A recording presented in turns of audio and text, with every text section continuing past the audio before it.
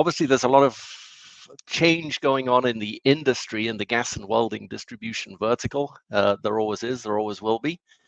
But I think David and I are sensing there may be even accelerating change from a technology perspective. And so David and I concluded it'd be great to get together. We're going to have a conversation, not really a presentation, but talk about how we, respectively see the state of technology in the industry. And obviously the big buzzword on everybody's lips and in everybody's minds is AI, artificial intelligence. So also thought we would share some what we view as potential opportunities, insights, and have a discussion about that relative to technology, but really how it could position in the industry and how it could help you as independent distributors. So with that as the topic, I'll do an introduction. So I'm Dave Bent. I am with ECI, and our solution that I think many of you know in the industry here is our B2B e-commerce solution, Evolution X. And my role in the business is heading up operations for North America. And again, just by way of background, ECI is a business headquartered out of Texas. We actually have about 23,000 customers worldwide, selling technology solutions, ERP solutions, e-commerce to actually independent distributors and manufacturers. So we really focus globally on serving customers like the independent gas and welding distributors. And so we came into ECI about 15 months ago. We were acquired. But again, our business started back in 2006. And since day one, we've focused on really providing business-to-business e-commerce solutions to independent dealers, resellers, and distributors. We do all the B2C things, but focused on business-to-business. We view it as different. It is different. And so that's been our focus. We have over 500 customers worldwide. And going back, gosh, David, I think about 3 years at least, came together with ECI and really ECI's customers, and David will share a bit more about that in a minute, I'm sure. But as the Computers Unlimited customers and the TIMS users were looking for really a new e-commerce platform, we came together, and I think have worked together now for over 3 years, and actually have over 20 shared customers. The number grows each month, but over 20 shared customers who are using TIMS with Evolution X, some of them live, some of them still going live, but really it's been a great partnership. And so, yeah, that's what really inspired me to get David on. And I think, a lot of you, I think, probably are joining to really get a perspective of technology, but we'll also talk about AI, obviously, and its potential impact. But David, let me have you introduce yourself and background, and then we'll get our conversation going. Sounds good. Yeah, thanks for the opportunity to be online with you today, Dave. As you'd mentioned, this started, actually, it was pre-COVID. I remember we had an initial meeting with a number of our customers right here at our headquarters in Billings, Montana. And the consensus was we would like to go and find a great third-party proven commerce solution and have us integrate it into our TIMS platform. Yep. And so with those marching orders, we got to work, and we've have invested, over 3 years of efforts, into what we call APIs or standard interfaces to really have a tightly commingled system between a very powerful e-commerce platform, which is the Evolution X, and then, of course, the TIMS platform, our ERP solution, both well proven in the industry. And we continue to enhance and make improvements to the overall foundation, whether it's TIMS, whether it's Evolution X, or whether it's the APIs on a daily basis, it seems like. And I think it's probably important, Dave, to also mention, another kind of a third cog on the wheel is DDS, who provides all the rich product content, because that content has always been the missing component, I think, to having a real end-to-end solution for customers to be able to really have a great e-commerce experience and to be able to see the results. But real quick background, Computers Unlimited, we're known in the industry as CU. We're located here in Billings, Montana, right down on the historic district of Montana Avenue, and we've been here since the early '80s. We've been a pioneer software development company for over 45 years. Last year was our 45th year anniversary, so it was another great milestone and a reflection of not only our people, our product, but also of our customers and the partnerships that we've developed that have spanned a lifetime. Of course, TIMS is our flagship product, means Total Information Management System, and it's like a very comprehensive ERP platform. And so, we have to take a look at the big picture and make sure all the processes that a distributor runs on a day-to-day basis are working properly and flowing together and integrated. And then our current version is version 8. And so, like the integration that we've done with ECI is on our TIMS 8 solution. We're not slowing down. We have to keep on moving forward. And I think AI is just the latest technology topic and technology itself that we now have to determine how best do we integrate it into our platform and into our customers' businesses as well as our own. No, very good, David. And I guess I don't know. I think I've been at 3 of your user forums that take place in the fall. And last year you touched on it, but was the 45th anniversary, and you gave kind of a look back on the 45 years. And I actually think it's kind of fascinating to recap it. But then, it feels like the next 5 years are likely to change maybe even more than the last 45. But I don't know if you want to kind of just Yeah. recap a little bit, David, how it's as much as anything a view of the industry, right? And then what it means from a technology perspective, I think is really fascinating. Yeah. Looking back over 4+ decades of different technology platforms, that we've run on. We started with digital equipment way back in the '80s when they were still around, and those were, for the most part, proprietary systems. Meaning, you typically would go to one technology provider for the full stack, whether it's the operating system, the hardware, the peripherals, for example. And it was open, but it was, for the most part, pretty closed. And then as each decade progressed, so did the technologies. And so we went from, VMS to Unix, and now we operate on the Windows platform, which is, very much of a standard in the industry. And so I think that's always one technology trend that we see happening that's made a big difference is the move towards standards. Standards drive innovation. They drive down costs, they drive down risk, and I think they really drive up innovation and the ability to be productive. And so the technology seems like it moves very slowly, at least over maybe the past 40 years, but it does, it is picking up its pace. And I think what's important is if technology moves at a rapid pace, I think what that everyone can't forget is, okay, well, don't forget about your customers' ability to adapt and implement new technologies. Typically, they may be slower at that adoption or wait for it to be more proven. So I think you have a balancing act of not jumping out too far in advance with these technologies so that the customers just can't keep up. You don't want to roll something out too soon that's not proven. I don't think no one wants a customer to be on the bleeding edge of a technology solution.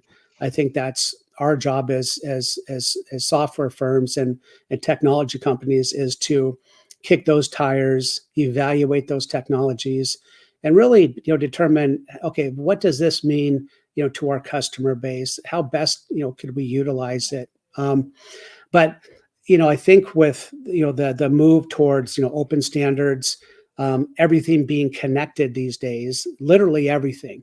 You didn't have that back in the '70s and the '80s. So it takes time for these things to mature. But the supply chain, I think, complexity really it's increased given this new world of multiple platforms and multiple technologies that need to work together.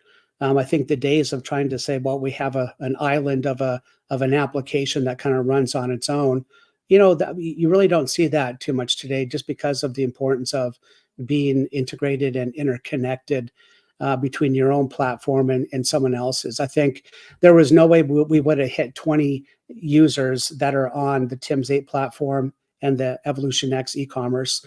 That's a prerequisite to be on 8, without that strong integration. And that integration is what we call APIs, application programming interfaces, based upon standards. And that really is what I think has opened up the door to be able to work with more software providers that maybe specialize in one thing or another. For example, Yep. ECI, you specialize in commerce applications and you do it very well. And so CU likes to be partnered up with other partners that can, add something to the TIMS platform, complement it, not necessarily compete against it. And we like to give our customers choices too, so that we have a simple e-commerce application, but boy, do you want to step it up? We have a great partner called ECI, and we've done that with other vendors as well. For example, Greenwing, we have a great integration with Greenwing. I think ECI, the Evolution X platform, does as well. So Yep. that's another common supply chain element that is quite complex. But through the standard interfaces and the partnerships, we've really been able to, develop a great solution. Recently, probably the last few months, we've done some really great work with the IWDC group to just be able to streamline that purchase to pay cycle between the distributor, the IWDC, and the participating vendor that they're buying from. Or another a really great example is IoT, telemetry devices. We work with all the major ones, and we've integrated their tank readings right into TIMS. And so that just makes for more accurate forecasting. So it's fun to see these partnerships, get created and flourish. And we're all adding something, to the ecosystem. And hopefully we're not complicating the ecosystem, because that's always another important thing to think about. Is you don't want to have systems that become so complex or so costly that they end up not working at the end of the day. No, 100%. I think, and I think you kind of named all the parties. It's David and I sitting here, but as he said, the work with DDS on product content, Greenwing on punch outs, the IWDC working with DDS and bringing partners together, and the procurement solutions. And so, if I just go back in time for a second, I have to look at my gray beard. I started in IT way back when. I won't even tell you when, but I can tell you there was no PC and there was no internet. There for sure wasn't a mobile phone, and No mouse. no, and it was kind of back then a little bit of not really like partnerships. I mean, if you were in a big company, I was in a big company, and you kind of turned to IBM for everything. And today's world has moved on, and I think that's part of where we're taking the conversation. There'll be other partners come in to collaborate here, especially when you start thinking about AI.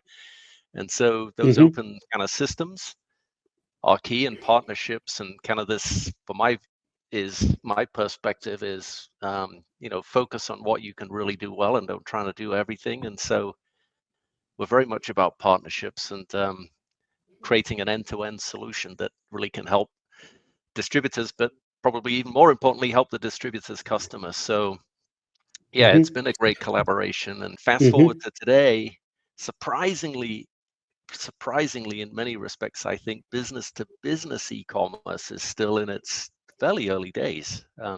Business to consumer has taken off. Amazon, eBay, all of those things. We're all buying products online and engaging online. But B2B is relatively, I would say, in its infancy, especially in Mhm. distribution and manufacturing. Um, and I just have a statistic. Some of you probably will have heard me say it before, but and to me, it relates to the hard goods side of gas and welding.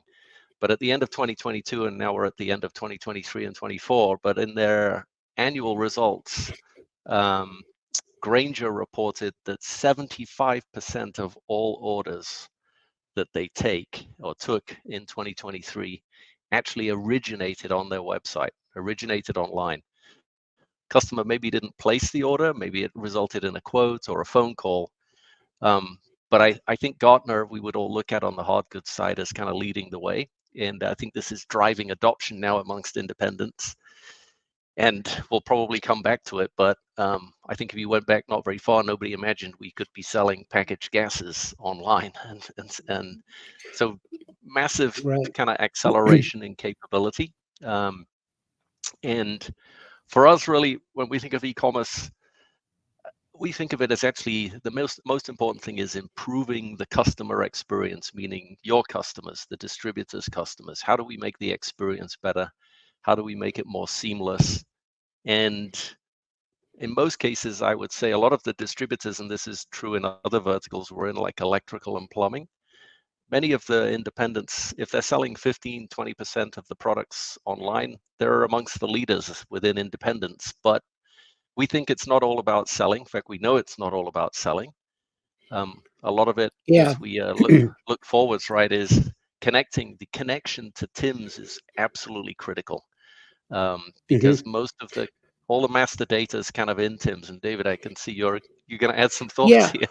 Yeah, Yeah, well, no, more of just maybe another point if you can flesh out, yeah, Dave. I think a yeah. lot of people think of e-commerce as, well, it's just a tool to order or maybe pay your bill online, Hmm. which it is. But isn't there a lot more to it and a lot more value than just that? Yeah. I mean, yes, 100%. We see that as kind of foundational. So just to Hmm. build on it for a second, customers being able to self-serve rather than place a phone call, meaning, yeah, they can come on and look at order history, invoice history, and in this space, look at cylinder balances, cylinder locations, and that is huge because it frees up a lot of time. It can be done 24/7, and so that is huge from a customer experience. But I think as we go forwards, then we're really trying to um, facilitate a deeper relationship. And we think if we can make a really awesome online experience where most buyers in a distribution business, most of the buyers, the end customers, have usually at least two, three, four sources of product or sources that they buy from. But what we see is when we get e-commerce right, there's a tendency for the buyer to bring really much more business. So really selling more to your existing customers is a huge opportunity once you've got past the self-service.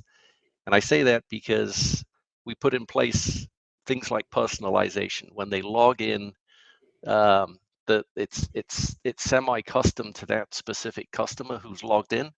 Um, it's very easy to do repeat purchases. We can set up things like procurement controls where, let's say, the CFO and the end customer wants to manage the procurement spend of that business. They can create budgets, they can track spend against budgets, spend against locations, departments. And so we bring a much more tailored experience, really all of which can be self-service and mitigate a lot of the interaction and actually risks for errors. So it's really creating a much tighter relationship, and we see that as a big part of the return on investment. What I would say it isn't, a lot of people initially think I put up a website and I'll get new customers. And yes, that does happen, but the real ROI is cementing relationships with existing customers, selling more to them. You can more easily offer more products online than it is for a salesperson to show up and start talking about a very broad array of products. Um, Hmm. so really driving greater sales, making it easier to do business with 24/7. That's where it's really making a difference. And and then I guess David will come to AI. Sure. What's Yeah. kind of the Yeah. next, I- the next level impact? And right. I know you have thoughts and I have some thoughts, but I'll turn it back to you, David. Sure. I mean, there's AI is a real buzzword, of course. I think we've all heard it. Chat GPT. You have Bard from Google. You have Microsoft with their Copilot. IBM has recently been making some really big moves. I think probably more so on the consulting side. It seems like maybe not, but there's this, of course, Meta. They're making these massive investments in the compute power, these GPUs that's required to build these large language models, for AI to function. And then you have a bunch of these little specialized companies popping up that do various niche type of activities that you can coin, put the label AI on top of it. But if you look at whatever it is, the underpinning of AI is data, data, data, data. And so, if you were to say, well, what can distributors start doing today? What should they be? Where should their mind be at in order to leverage AI? And it's their own data repositories of the transactions that they generate as a result of a business process, right? They do order to cash, purchase to pay, delivery. And then when it comes to ordering, there's probably a dozen different channels that are coming in to a distributor's, front door, so to speak. The front door, over the phone, salespeople using mobile devices, e-commerce solutions such as Evolution X, EDI, or CXML, for example, Greenwing. Going forward, we know that messaging, SMS messaging will be another gateway to generate that revenue. And so when that revenue gets generated in the form of a sales transaction, that's the data. Or it could be, understanding what's happening with your cylinder fleet as far as utilization or location, or your gas volume consumption. Those are all transactions. Being able to measure, time to deliver a product at a stop and the miles driven, all of that gets collected. And so I think distributors should be mindful of saying, let me make sure I have the right systems in place to be able to capture that information so that now we can apply AI to it and to be able to do, various analytics. And so, like for example, there's, if you go on Amazon, for example, suggestive buying. Okay, well, there's a lot of AI algorithms behind that to be able to say, well, if you put this in your shopping cart, here are 3 other products that I think you might want to be aware of. Now, for a human to try and look at all those combinations would take, just tons of time. Whereas let's apply AI to these data sets, or call it machine learning, in order to be able to just provide that richer experience for that customer, whether they're coming in through the website, or, for example, they're just calling you up in your phone or the office, and you're working with a back office application. So I think that's always going to be the first pillar to nail down. And the more clean your data is, the more complete the data is, the more the data reflects every single business process under the hood of your business. I think the value of that information becomes much, much higher because now it can be commingled with these engines that can then take it and then train itself on it to be able to have great outcomes, or predictive analytics, right? Is there ways to become more efficient on the distribution channel? Buyer behavior, right? I mean, when someone comes up to the Evolution X website, what search they're doing for, you're recording, that type of information. Mm-hmm. What are they putting in their shopping cart basket? That's intelligence. That's data, Yeah. and that can be mined. And that it's hard to put a price on data, clean data too. Well, no, 100%. And I think, everybody's kind of struggling with hype versus reality. Mm-hmm. And there's definitely a lot of hype around AI and artificial intelligence and how to approach it. But I would challenge everybody listening to, if you haven't already, kind of reach out across your organization and ask, any of the team members using AI in any way at all? And I would be amazed if you have a complete blank stare. I think people are experimenting with it. We have people actually using it within our team. Basically, we do meetings in Teams. You get a transcript of the Teams meeting. You can put it into an AI engine and say, hey, give me a summary of the meeting and the action items that came out of it. And you'd be amazed how accurate it is. Don't just send it out. I would give a government health warning. Check it, read it. But Right. Sales calls where we're capturing pain points that a customer is trying to solve. So there's pretty simple practical applications of just getting familiar with generative AI, ChatGPT, Mm-hmm. and I think, certainly those of you who are using our platform will know we implemented ChatGPT essentially inside our platform to create blog articles. So I would say if you're in marketing and you're not using generative AI to create copy, ChatGPT, absolutely go take a look, experiment with it. And so we embedded it where if you're creating blog articles for your website, it's actually embedded in Evolution X, where you can give it a prompt for the article that you're looking to have written. You can give it the length of the article, 200 words, 800 Hmm. words. It'll automatically create the Google tags. So very, very kind of simple application actually that is super productive. So I definitely challenge your organizations today and ask what is going on, and seek ideas. People are going to have ideas, and that I think is what brings it to reality, rather than all the hype we're kind of hearing and reading. But Sure. David, I have some Yeah. other thoughts. I don't know if you're what you're seeing kind of Um, activity in s- your team and s- customers. yeah, Yeah. similar. Like for example, ChatGPT. I've used it on a number of things to help Yep. flesh out if I'm writing an article or a blog. Yep. I know I know the concepts. I know the key points I want to convey, and then I can feed it into ChatGPT, and I just said, well, here's the audience, or does this make sense? Mm. I'll ask Yeah. ChatGPT, does this make sense? And or I'll write 1,000-word paper and I'll just say, critique it. Could this be Hmm. improved? Yep. Or guess what? I need to chop this by 30%. And it will do it without losing the meaning. Yes. So I feel like that's a personal digital assistance, very low cost that can help, Yeah. with your own personal productivity. So I think there's this fear that, hey, is AI going to replace everyone? The answer is no. Some jobs, I'm sure, yes.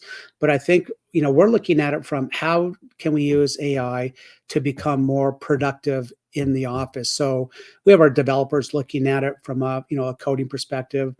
We're looking at it for some new development initiatives where we're looking at Azure, their AI studio, where we can apply it to computer vision, for example, to help with forms recognition or asset identification recognition. And so we're looking at it, how do we become more productive with it, or how can our customers become more productive with it as well? Yeah. And David, I think one of the biggest differentiators of the gas distribution side is all of the asset management, asset tracking, which is absolutely critical to the success and the margins and everything. And I don't do you kind of have, even if they're kind of a wacky ideas, what your thoughts are on I put you on the spot here, but things, Yeah. just what could potentially happen? It might not be tomorrow, but Sure. it's a key part Um, for the industry. Yeah. Yeah, well, there's a number of things that we like to research with these technologies, and they might seem, like, hey, a new shiny toy, and it's going to work, and the way you think it might, and then you put it into practice, and you try to apply it to some potential scenarios.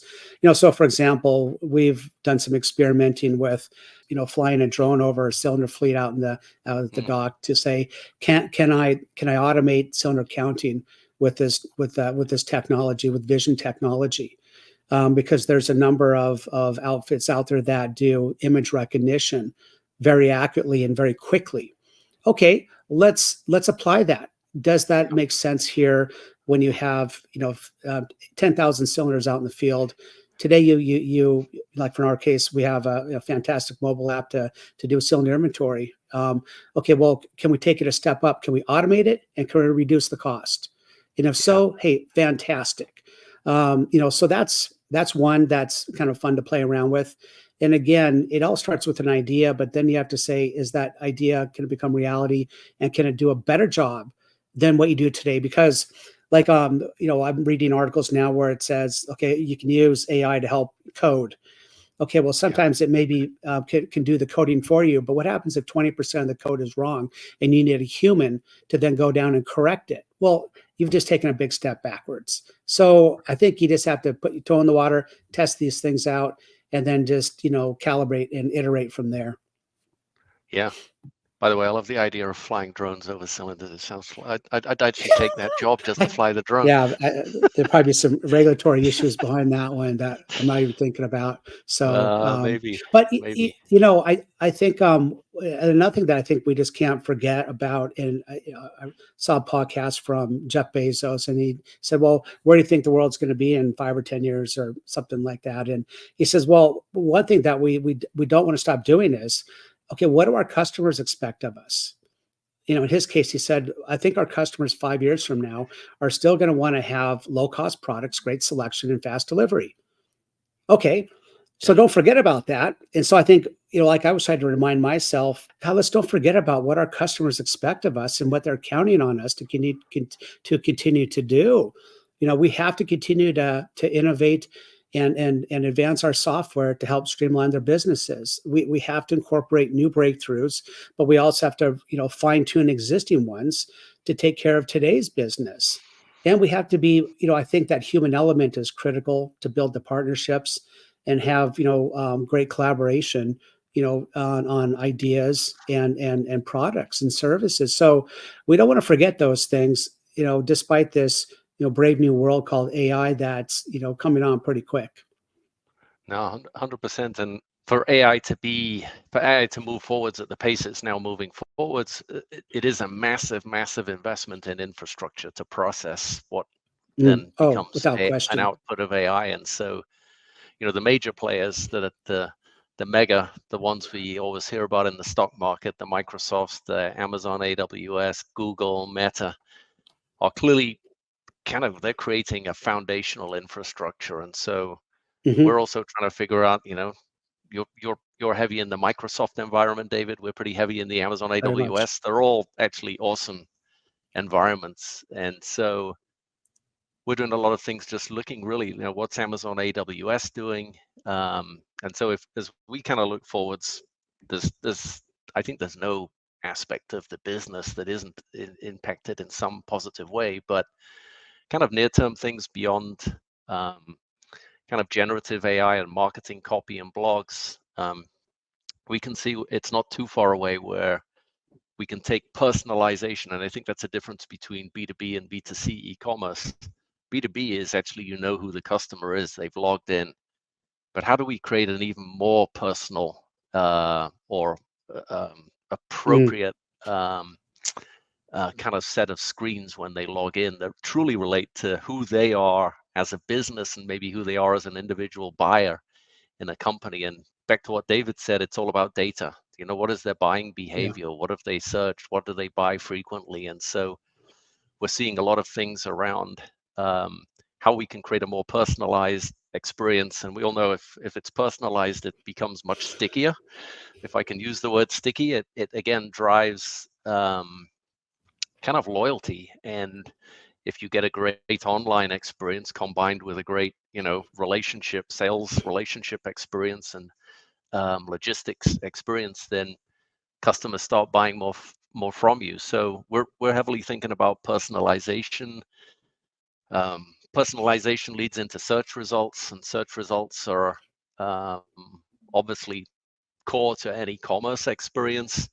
But again, you can start to personalize Hmm. the results based upon, this buyer kind of looks like this other buyer who bought these things. You can start to segment customers, or the algorithms can start to segment customers. So yeah, we think personalization is big.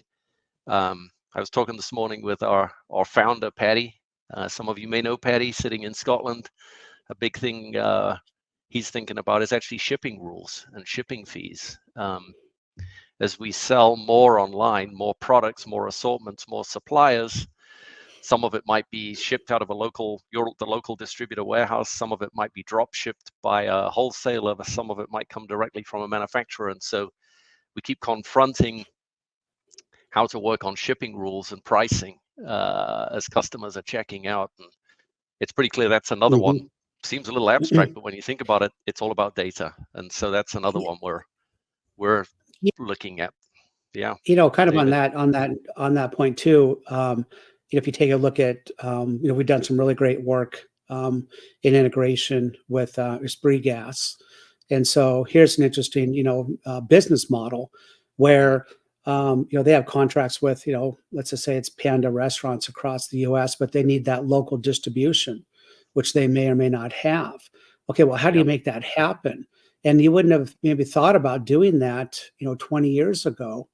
But now with a whole different set of services, and now you have that. Okay, so the distribution model, the supply chain, because of open standards and connectivity and ideas, okay, now you're starting to see these things, blossom.